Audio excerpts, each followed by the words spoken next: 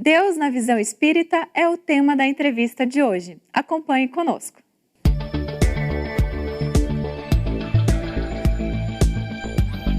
Olá, é bom tê-lo conosco de novo aqui no nosso quadro de entrevistas.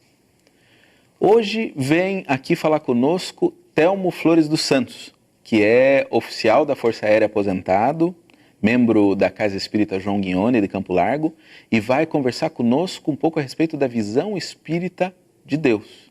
E é por aqui que a gente começa, né, Telmo? Então, o Espiritismo reconhece a existência de um Deus? Como é que é Deus para o Espiritismo? Kardec, na codificação espírita, ele deixa muito claro, em vários momentos da obra do Pentateuco Espírita... Pentateuco Espírita, não, tem que explicar isso para nós. Das 5 obras, né, basilares da doutrina espírita, né? São 5 obras basilares: o Livro dos Espíritos, o Livro dos Médiuns, o Céu e o Inferno, o Evangelho segundo o Espiritismo e o Livro dos Médiuns. Em toda a obra ele deixa muito claro a necessidade de Deus. Sem Deus fica muito claro que nada tem sentido, a vida não tem sentido. As nossas dificuldades, as nossas ações não têm sentido. Então a presença de Deus, a existência de Deus é fundamental na doutrina espírita.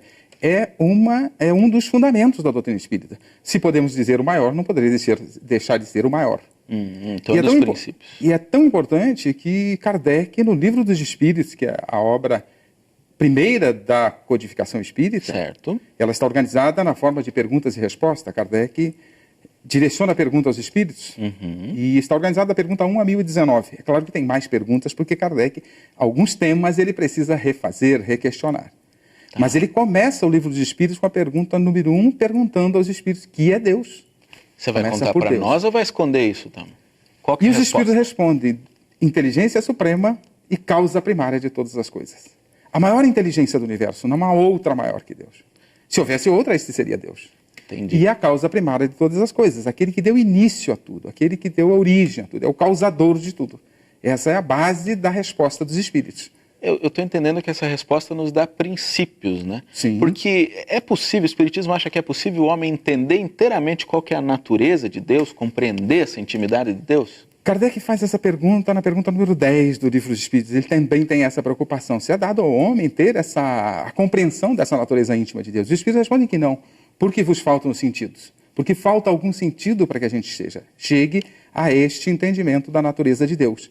Será possível um dia, à medida em que nós somos evoluindo nas nossas conquistas dos valores intelectuais e morais, que nós somos abrindo estes olhos do intelecto e do sentimento, aí nós vamos chegando cada vez mais perto de Deus.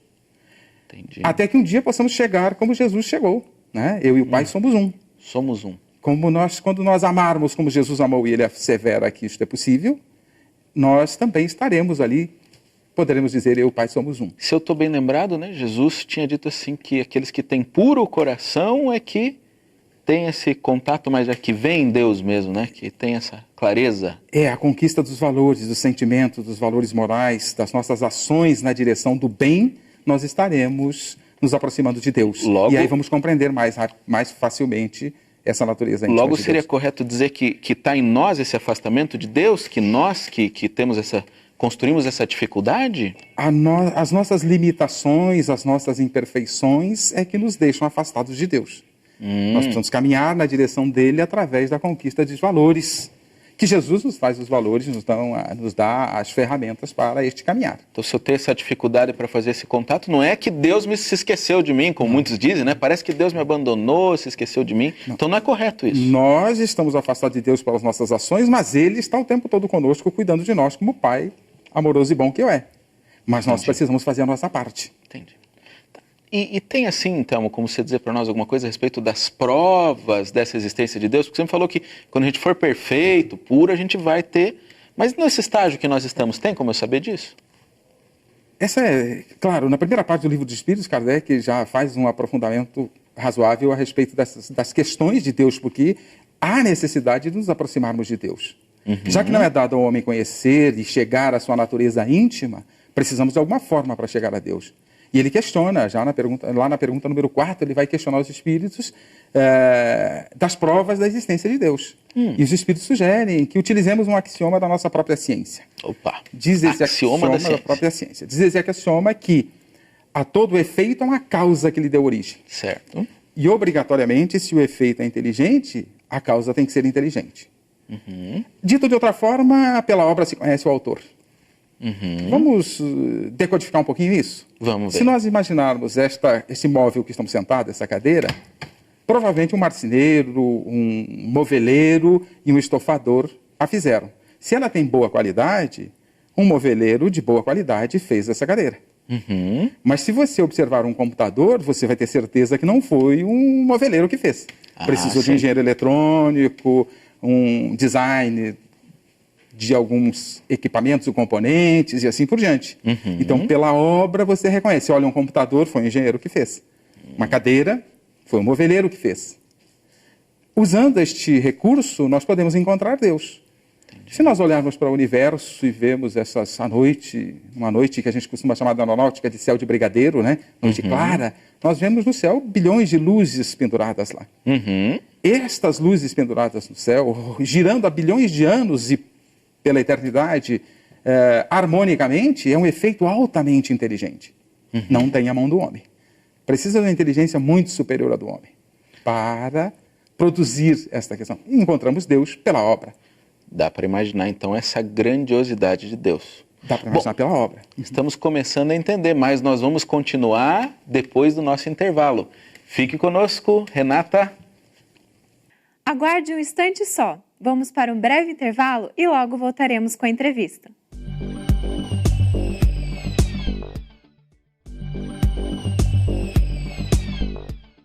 Voltamos. Você está assistindo A Vida em Foco.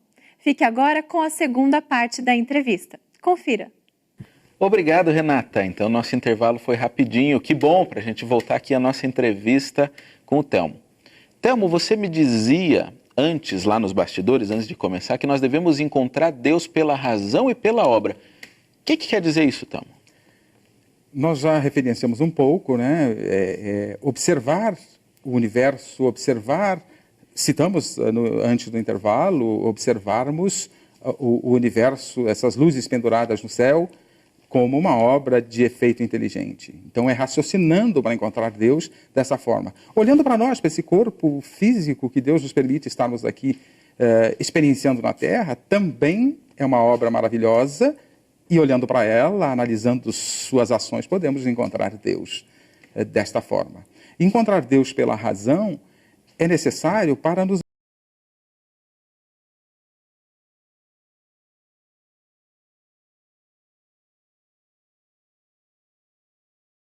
algumas experiências para o nosso crescimento. Então, nos abastecermos da energia da fé.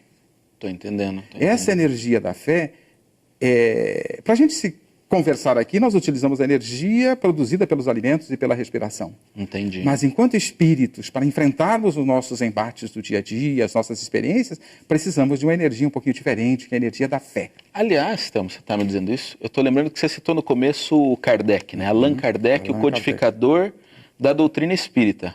E parece que ele tinha essa visão, né? Que a fé não poderia ser só essa história de a fé é um salto no escuro, a fé é uma coisa cega. Ele falava de uma fé diferente, né? Kardec, ele coloca no livro Evangelho segundo o Espiritismo, logo na introdução, ele já faz um questionamento e uma afirmativa a respeito da fé, dizendo que fé inabalável é aquela que encara a razão face a face em qualquer época da humanidade. Mostrando a necessidade de que nós encontremos Deus pela razão. Porque eu costumo comparar saber de Deus com crer em Deus. Crer em Deus não é propriedade nossa. Alguém nos colocou essa ideia na cabeça e nós, diante da primeira grande dificuldade, desmontamos. Não creio mais em Deus, Deus não foi justo, eu não merecia isso. E vamos discorrendo um colorário aí de blasfêmias em relação a Deus. Essa crença de boca Essa que você crença diz, de né? boca. A crença do saber é encontrar pela razão. Nós podemos até ter dúvida em algum momento, mas passamos a raciocinar, é propriedade nossa, passamos a raciocinar e encontramos Deus de novo, mesmo diante de um baque muito grande. Então não é falta saber. de fé ter dúvida de vez em quando? Não. Nós estamos num processo. Fé é algo que se conquista. E como uma conquista, você tem estágios, níveis nessa conquista. Então, nós precisamos ir conquistando pela razão essa fé. Quando ela se instala, efetivamente, mesmo diante das maiores dificuldades, nós a suportamos com equilíbrio. O exemplo disso, como sempre, é Jesus. né? Jesus, quando estava nos deixando no advento trágico, absurdo da cruz, ele tinha apanhado, depois de preso, estava com a coroa de espinhos perfurado por uma lança e pregado na cruz. Mas a relação dele com o Pai, a certeza era tão concreta, evidentemente, que ele olha para os seus algozes e diz: Pai, perdoai, eles não sabem o que fazem. Se nós estivéssemos nessa situação, já temos fé para pedir o perdão para os nossos algozes ou como é que agiria tudo isso, para né? suportar isso? Mas você falou uma coisa que eu preciso te perguntar também, Telmo, que é a respeito dessa relação de Jesus com Deus. Jesus chamava Deus de Pai. Alguns dizem que Jesus é filho único de Deus e essa história. Como é que é essa relação? Como é que o Espiritismo vê essa relação de Jesus com Deus e Jesus chamar Deus de Pai? Nós estamos caminhando para nos aproximarmos de Deus. Jesus já estava do lado, então ele já havia conquistado essa condição. Mas ele chama Deus de Pai, mas também diz que nós somos irmãos dele, que nós também somos filhos. Essa questão de Deus ser o Pai, alguns entendem como Jesus dizendo que Deus é Pai porque era o Criador. Não tem problema, eu acho que é um entendimento aceitável também. Mas eu prefiro um outro entendimento.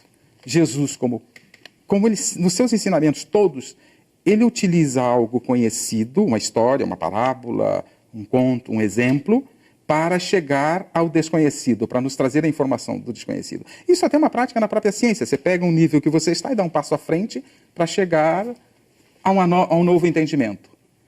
Jesus pega algo conhecido para nos falar de Deus. A relação de nós, os pais, com os nossos filhos. Então ele faz essa comparação. Deus é pai, porque faz também, claro que em ponto maior, ele faz o mesmo que nós fazemos. Nós cuidamos dos nossos filhos, investimos no crescimento, no desenvolvimento dos nossos filhos. Deus, como pai, também investe no desenvolvimento dos seus filhos. Parece que Paulo de Tarso desenvolveu isso, né? Deus é pai e o pai corrige a seus filhos, não é isso? A seus filhos, exatamente. E se nós olharmos a história da humanidade e essa relação na busca de nos aproximarmos de Deus, nós vamos ver que desde o começo Deus mandou os filósofos, os profetas. No momento apropriado nos manda Jesus com as grandes lições, as lições definitivas para o nosso crescimento, para o nosso entendimento.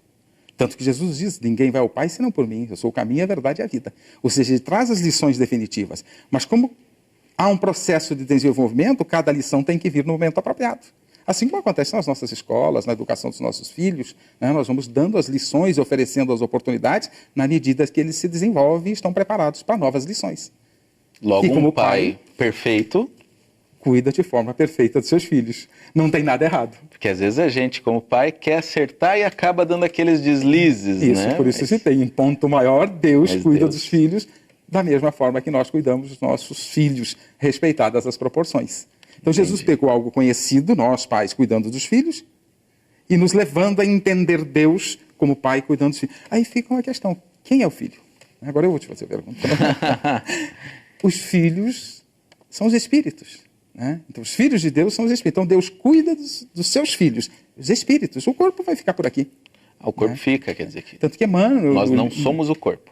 Tanto que Emmanuel, no livro, não, nós somos o espírito. O filho de Deus é o espírito. Ele investe nos seus filhos, espíritos, para o seu desenvolvimento. E Emmanuel vai dizer que Jesus veio para o terreno definitivo do espírito. Então, as lições que ele traz é para o espírito.